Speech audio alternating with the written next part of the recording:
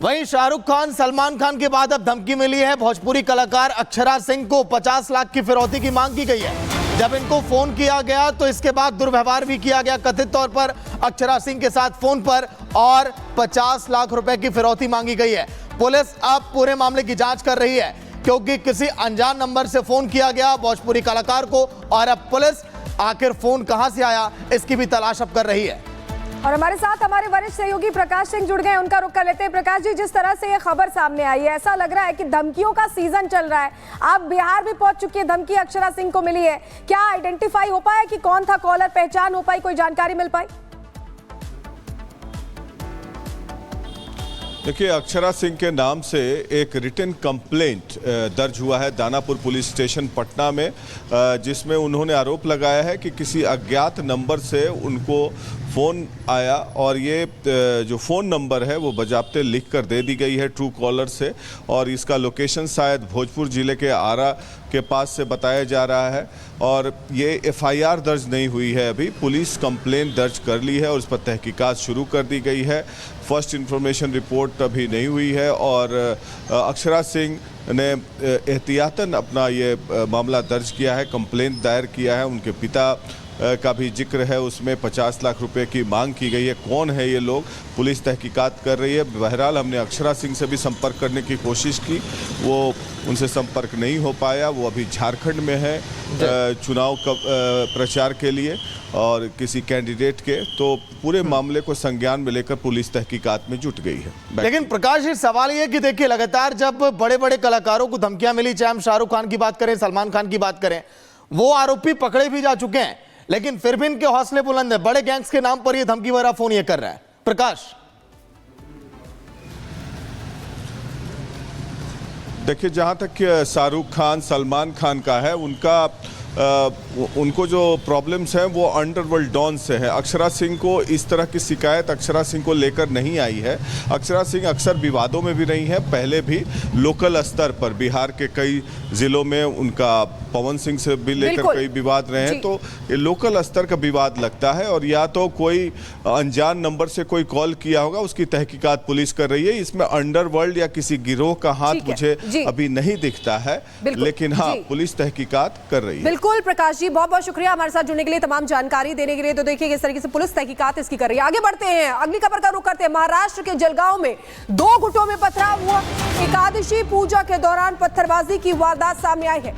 मामूली विवाद के बाद दोनों गुटों में तनाव हुआ। तनाव के बाद पुलिस ने हालात को काबू कर लिया है। तो ये बड़ी खबर आपको बता रहे हैं। देखिए, महाराष्ट्र के जलगांव से खबर आई है, जहां पर 2 गुट थे जिनमें आपस में पथराव हुआ। उसकी तस्वीरें भी आपको दिखा रहे हैं। एकादशी पूजा थी और एकादशी पूजा के दौरान पत्थरबाजी की वारदात यहां पर हुई, पत्थरबाजी हुई, जिसके बाद इस मामूली विवाद था जिसकी वजह से पत्थरबाजी तक बात पहुंच गई और दोनों गुटों में तनाव की स्थिति बन गई। ये देखिए, 2 तस्वीरों के जरिए आप देख सकते हैं। पहली तस्वीर में पत्थर जो बड़े बड़े फेंके गए थे वो पत्थर नजर आ रहे हैं, और दूसरी तस्वीर में जब पत्थरबाजी हो रही थी उस वक्त की वो तस्वीरें हैं। देखिए किस तरीके से आपस में झड़प और झगड़ा करते हुए, मारपीट करते हुए दोनों गुट दिखाई दे रहे हैं। दूसरी तस्वीर के जरिए आप देख सकते हैं, और पहली तस्वीर में जब ये झड़प हो गई दोनों गुटों के बीच में, उसके बाद ये इतने बड़े बड़े पत्थर एक दूसरे के ऊपर फेंके गए। तनाव के बाद पुलिस ने हालात को हालांकि काबू में कर लिया है। तस्वीरें आपको दिखा रहे हैं। सवाल यही कि आखिर ये पत्थर क्यों फेंके जाते हैं जब पूजा का मौका होता है। एकादशी पूजा के दौरान ही पत्थरबाजी की ये वारदात सामने आई है। एक्सक्लूसिव तस्वीरें ये देखिए, कितने मोटे मोटे पत्थर यहाँ पर पड़े हुए हैं। इन्हीं पत्थरों को एक दूसरे के ऊपर फेंका गया जब ये विवाद हुआ था। और दूसरी तस्वीर आपको बार बार उस झड़प की दिखा रहे हैं। देखिए, चीख पुकार वहां पर मची हुई है। 2 लोग जो आपस में झगड़ा कर रहे हैं, उन 2 लोगों के झगड़ा करने से बाकी के लोग भी आपस में भिड़ गए और फिर पत्थरबाजी। तो तनाव के बाद पुलिस ने हालात को हालांकि काबू में कर लिया है। और चलिए आगे बढ़ेंगे, बात अब महाराष्ट्र की करते हैं, जहां आपको बताया कि चांदीवली विधानसभा से गुजर रहे एकनाथ शिंदे को अचानक क्यों कांग्रेस दफ्तर में जाना पड़ा। ये खबर आपको बताते हैं इस रिपोर्ट के जरिए।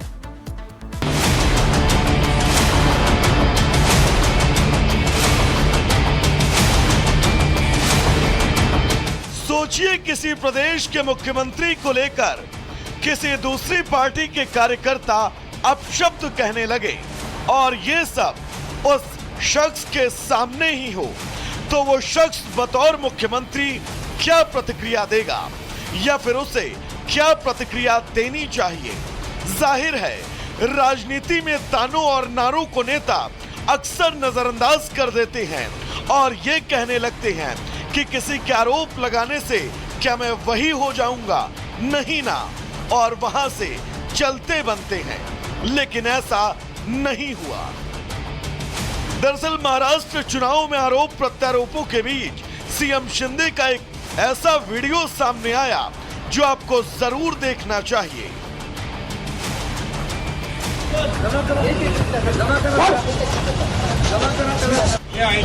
ऐसा सिखाते हैं क्या आप लोग?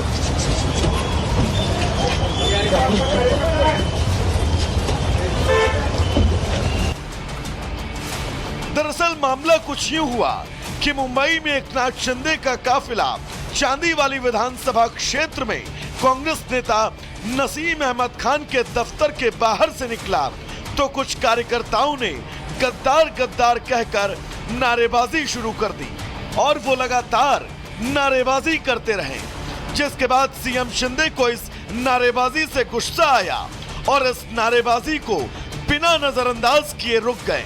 वो काफिले को रोककर नीचे उतरे और सीधे कुछ ही दूरी पर स्थित कांग्रेस नेता के दफ्तर में दस्तक देने पहुंच गए। ऐसा सिखाते हैं क्या आप लोग?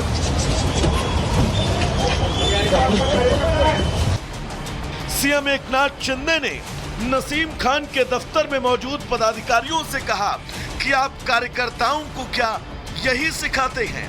शिंदे यही नहीं रुके, वो वहां मौजूद कांग्रेस पार्टी के पदाधिकारियों पर जमकर बरसते हुए नजर आए।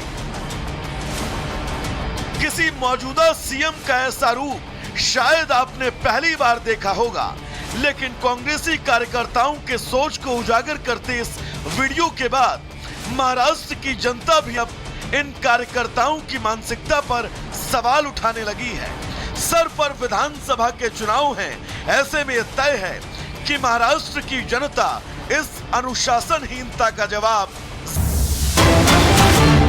और बड़ी खबर से बुलेटिन की शुरुआत करें, जहां दिल्ली पुलिस ने बदमाश मोगली का एनकाउंटर कर दिया। ये बड़ी खबर मिल रही है, बदमाश मोगली का एनकाउंटर हुआ है। एनकाउंटर के बाद मोगली को गिरफ्तार किया गया है। दिल्ली पुलिस ने पकड़ा है वांटेड शूटर मोगली को। स्पेशल यूनिट ने ये गिरफ्तारी की है। ये बड़ी खबर इस वक्त की आपको बता रहे हैं। वांटेड था, मोस्ट वांटेड था बदमाश मोगली, जिसका नाम लिस्टेड था वांटेड लिस्ट में। और ऐसे में गोगी गैंग का शूटर मोगली पकड़ा गया, पैर में गोली लगी है। तस्वीर आप देख रहे हैं। दिल्ली पुलिस ने, स्पेशल यूनिट ने सफलता हासिल की है। पिछले कुछ दिनों में लगातार दिल्ली में घटनाएं होती दिखाई दे रही थी और सभी घटनाओं का कनेक्शन गोगी गैंग से सामने आ रहा था। ऐसे में पुलिस का ऑपरेशन लगातार जारी और दिल्ली से अब ये वांटेड शूटर मोगली गिरफ्तार किया गया। तस्वीर आपको सबसे पहले रिपब्लिक भारत पर दिखा रहे हैं। देखिए, दिल्ली एनकाउंटर में मोगली जो अरेस्ट किया गया, उसके पैर में गोली लगी। पुलिस कई दिनों से इस अपराधी की तलाश कर रही थी। कई ऐसे मामलों में इसकी तलाश अभी जारी थी। कई राज्यों में मुकदमे भी दर्ज थे और आज बड़ी कामयाबी लगी है।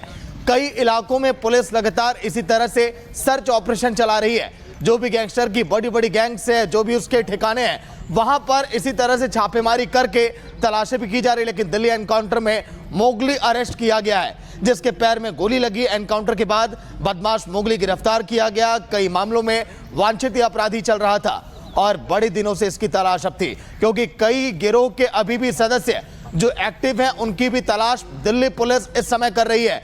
तस्वीरें आप देखिए, जब ये कई घटनाओं में शामिल रहा, 1, 2, 3 ये अपराधी जो लगातार घटनाओं को अंजाम देते रहे, लेकिन जब पुलिस के साथ मुठभेड़ हुई तो पैर में गोली लगी और फिलहाल आरोपी बदमाश मोगली गिरफ्तार किया गया। एनकाउंटर में इसके पैर में गोली लगी और जो इसके साथी हैं और जो भी इस गैंग से जुड़े लोग हैं, उनकी तलाश अभी इस समय जारी है।